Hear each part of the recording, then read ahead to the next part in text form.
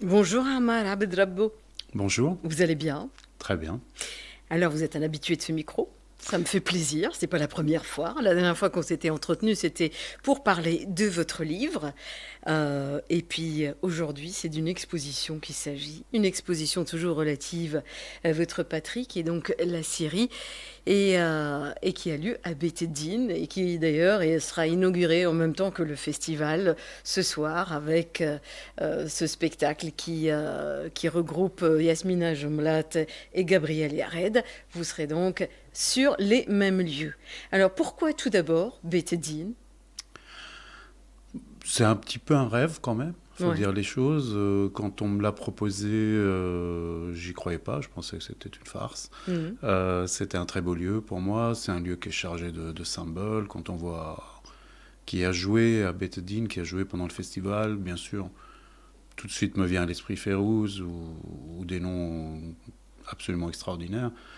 Mais sans aller dans le passé, ce soir-là, ce soir, aujourd'hui, d'être aux côtés, ou en tout cas dans les mêmes lieux que Gabriel Yared et Yasmina Jomblat, donc l'âme aussi d'Asmahan, etc., c'est une proposition que je pouvais absolument pas refuser. Mm.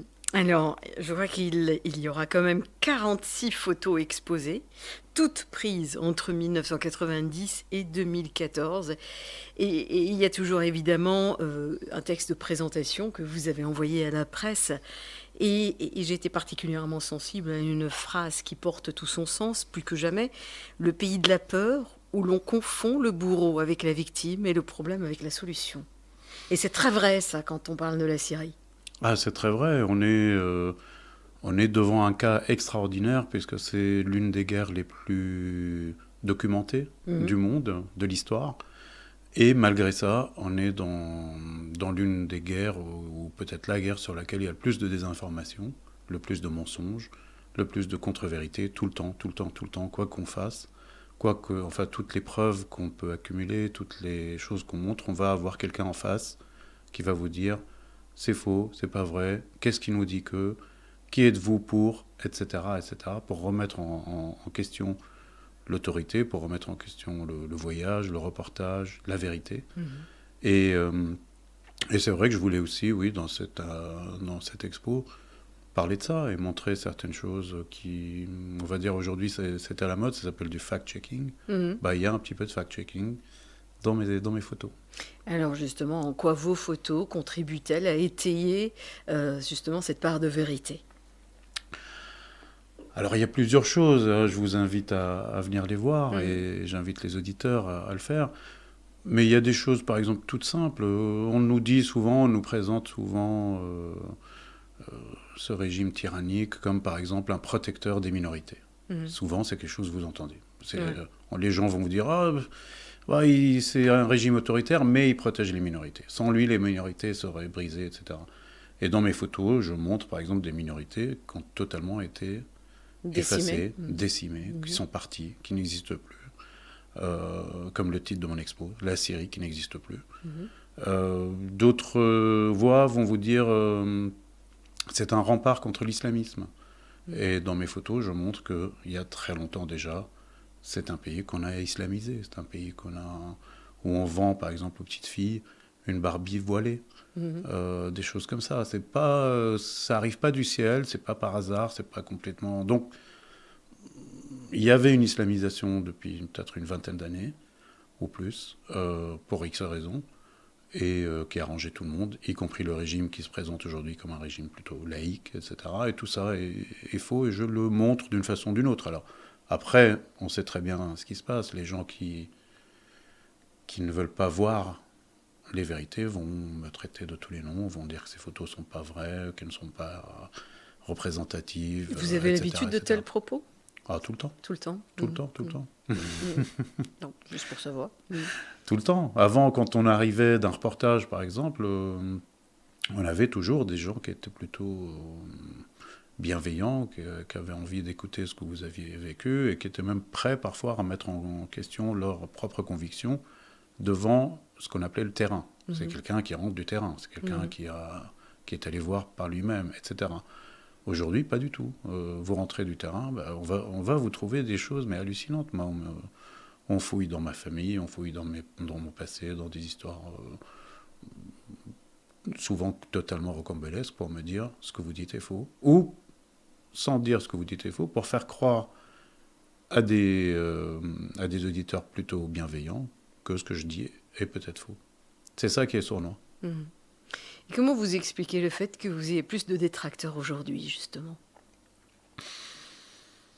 On pensait naïvement, moi je fais partie des gens qui pensaient naïvement que l'Internet, les réseaux sociaux allaient permettre de pouvoir vérifier l'info tout de suite, de pouvoir avoir accès aux sources sûres, aux sources directes, qu'on n'aurait plus besoin d'intermédiaires, etc. Et en fait, pas du tout. C'est l'ère du hoax sur Internet, de toute Exactement. façon. Exactement. Il n'y a jamais eu autant de rumeurs, il n'y a jamais eu autant de bidons, il n'y a jamais eu autant de choses complètement inventées, complètement folles, et que beaucoup de gens croient. Enfin, avant, c'était peut-être limité à un petit café ou à un cercle d'amis à qui on pouvait raconter des choses incroyables. Aujourd'hui, on va les sortir sur Twitter ou n'importe où. On va montrer, là, l'autre jour, j'ai encore vu une vidéo qui avait été prise en Israël, mais on l'a présentée aux gens comme prise à Calais, en France. Et les gens étaient effarés parce que c'était une ambiance de guerre civile qu'il n'y a bien sûr pas à Calais. Et on va balancer ça, et il va y avoir 500 000 retweets ou 500 000 partages, et des gens vont être convaincus que ce qu'ils ont vu est vrai. Et puis le lendemain, grâce à des fact-checkers ou à des gens qui vérifient l'origine de l'info, on voit que c'est faux. Et là, malheureusement, quand on voit que c'est faux et qu'on le démontre, il n'y a pas 500 000 partages, il n'y a pas 500 000 retweets, il y en a 30 ou 40 ou 50. Enfin, il y a très très peu de gens qui s'intéressent vraiment à savoir si c'est vrai ou pas. Aujourd'hui, j'imagine que vous ne pouvez pas vous rendre en Syrie. Est-ce que je me trompe ou vous y allez? Malheureusement, non, je ne peux pas Vous ne pouvez m'y pas. rendre. Ouais. Alors, du coup, vos photos qui s'arrêtent en 2014, c'est ça? Racontent quoi exactement? Elle raconte un pays, alors c'est pas un catalogue exhaustif, hein, c'est pas, j'entends pas montrer tout le monde, ou tous les Syriens, ou toutes les habitudes, ou toutes les villes. Ah, mais j'imagine que vous avez fait un tri dans vos J'ai photos. fait un tri, Ouais. il y a des photos que j'avais perdues, et que j'aimais beaucoup, il y a des photos que j'ai retrouvées, il y a des photos qui sont un peu partout, parce que beaucoup de ces photos, je pensais pas un jour les exposer, je pensais pas qu'elles auraient une portée, on va dire, historique ou symbolique. C'est des photos, parfois c'est ce qu'on appelle de la street photo, quoi, de la photo prise un peu comme ça, au gré d'une promenade. Parfois, je suis à un déjeuner avec mes enfants ou avec ma famille, et tiens, il y a une photo marrante, je la fais, etc., etc. Et c'est ensuite, effectivement, avec ce qui se passe dans le pays et le fait que moi, je ne peux plus m'y rendre, que certaines photos deviennent absolument symboliques, absolument fortes, absolument chargées de sens. Et c'est ces photos-là que je montre. Donc je montre un portrait de ma Syrie. C'est pas celle de tout le monde, c'est pas celle d'autres Syriens peut-être, mais c'est la mienne et c'est celle que j'avais envie de présenter. Alors, est-ce que vous étiez totalement libre pour le choix de ces photos ou est-ce que quelqu'un vous a quand même donné une ligne directrice? Non, la seule ligne directrice que j'avais, c'était de m'amuser, de toucher les gens, ou d'essayer de les toucher, d'essayer de faire parfois qu'ils sourient ou parfois qu'ils soient émus devant une photo. Là, pendant qu'on accrochait les photos à Beit Din, alors c'est fabuleux parce que c'est ouvert, c'est un lieu, c'est un musée, c'est un palais que les touristes visitent. Et donc je voyais des groupes scolaires, je voyais des gens passer et tout. Et je vois parfois qu'ils s'arrêtent devant une ou deux photos qui les touchent un peu plus, ils sortent leur portable, ils font des images, ils s'approprient la photo. Et ça, déjà, c'est une énorme... Avant même le vernissage de ce soir, c'est déjà énorme. C'est déjà une satisfaction de se dire, tiens, ça a touché cette personne, elle va avoir envie d'en parler, elle va avoir envie de montrer cette photo qu'elle a prise. Parfois, c'est des tout jeunes enfants qui en parlent à leurs parents, qui disent « Regardez cette photo Je trouve ça très touchant. Alors du coup, est-ce que vous vous êtes imposé une autocensure pour le choix des photos? Une autocensure, c'est peut-être trop dire, mais il fallait faire un choix, comme son nom l'indique, c'est-à-dire le lieu étant limité dans les murs. Soit je faisais de toutes petites photos et je pouvais en mettre 400, soit je faisais des photos un peu plus grandes et j'en mettais 45. Donc forcément, il faut faire des choix. Non, mais est-ce qu'il y a des créneaux que vous avez évités? Est-ce que vous avez évité, par exemple, des images un peu plus violentes que d'autres ou pas forcément? Oui, je suis parti au départ, le parti pris, c'était de dire je veux pas d'images violentes parce que c'est pas. Je veux dire, si vous parlez aujourd'hui de la Syrie, les gens pensent tout de suite guerre, destruction, Daesh, etc., etc. Ça m'intéressait pas. Je voulais aller dans des choses qui sont parfois touchantes, parfois symboliques, parfois drôles. Il y a des photos qui sont très kitsch, qui font sourire, qui font rire. Il y a des photos inquiétantes, il y a des photos surprenantes, etc. Je voulais aller là, oui. Je voulais pas mettre de la guerre, je voulais pas mettre de la destruction. Ça ne correspondait pas à ma Syrie ou à la Syrie que j'avais envie de montrer.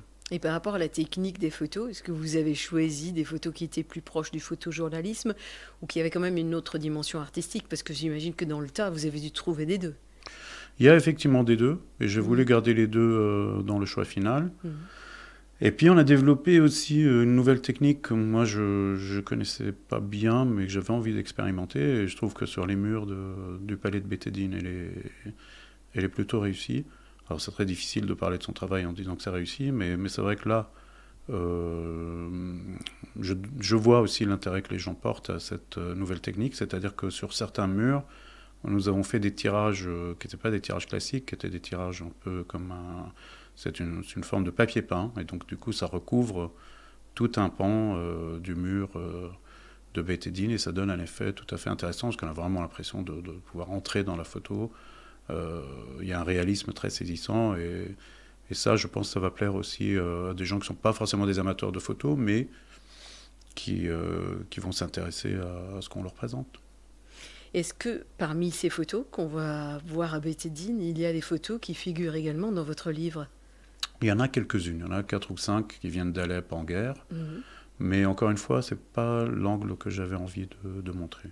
Oui, parce que dans le livre aussi, il y avait quelques très belles photos artistiques. C'est vrai qu'elle dépeignait la guerre, mais elle faisait surtout appel à l'émotion.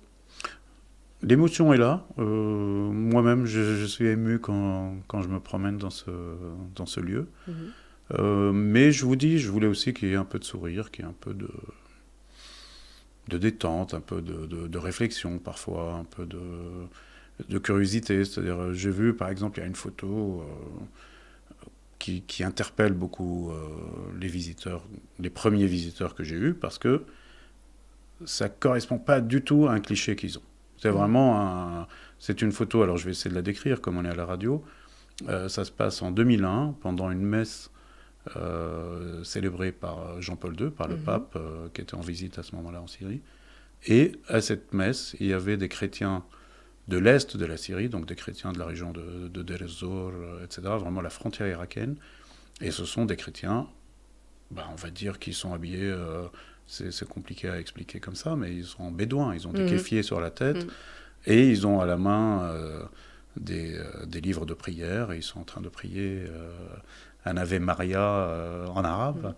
Et c'est vrai que ça surprend, parce que pour beaucoup de gens, beaucoup de visiteurs que j'ai vus, là, le kéfier ou cette tenue, disons, traditionnelle du bédouin, ça représente plutôt l'islam. Et ils étaient très très surpris de savoir qu'il y avait des chrétiens comme ça, parce qu'on a des stéréotypes sur les musulmans, sur les chrétiens, on les imagine plutôt ceci ou plutôt cela. Et j'aime bien, moi aussi, casser les stéréotypes. J'aime bien aller un peu dans les choses que les gens découvrent, où ça éveille plutôt une curiosité, ça m'intéresse. C'est un chemin obligé pour l'acceptation de l'autre, ceci dit. Casser les stéréotypes. Si j'arrive, ne serait-ce qu'avec une personne, je serais ravi. Vous aurez déjà fait votre part du chemin, Absolument. comme on dit. Amal Abdrabbo, 46 clichés en noir et blanc et en couleur aussi? Il n'y en a qu'une seule en noir et blanc, et toutes les autres sont en couleur. Merci beaucoup, Amal Abdrabbo. Merci de m'avoir reçu.